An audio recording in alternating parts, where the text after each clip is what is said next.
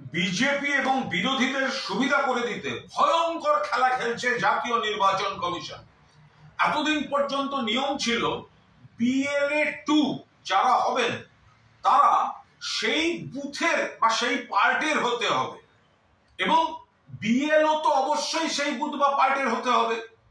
এবার দেখা যাচ্ছে তৃণমূল কংগ্রেস BLA 2 অর্থাৎ যারা সেই বুথে BLO কে সহযোগিতা করবেন রাজনৈতিক দলের তরফ থেকে, সব জায়গায় তৃণমূল কংগ্রেসের BLA 2 আছে, কিন্তু যেহেতু বিজেপির এবং অন্য বিরোধীদের বিজেপির লোক নেই, তাই নিয়ম সংশোধন করে পাল্টে এখন নির্বাচন কমিশন বলছে যে BLA 2 যদি কোনো পার্টে না পাওয়া যায় অন্য জায়গা থেকে BLA 2 আনা যাবে। এর মানে কি?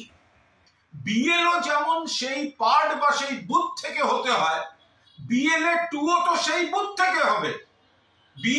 এখন BLA দেওয়ার লোক নেই ওদের, ওরা ভোটে এজেন্ট দিতে পারে না, মিছিল মিটিং এ এপাশেরটা ওপাশে পাঠাতে পারে, কিন্তু সাংগঠনিক গাফিলতি তো ধরা পড়ে যাচ্ছে।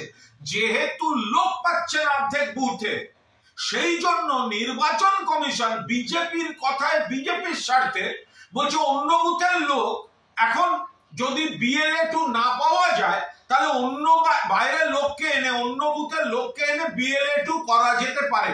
তৃণমূল কংগ্রেসের তীব্র বিরোধিতা করছে। তোমাদের লোক নেই, তোমরা এই খেলা খেলছো কেন?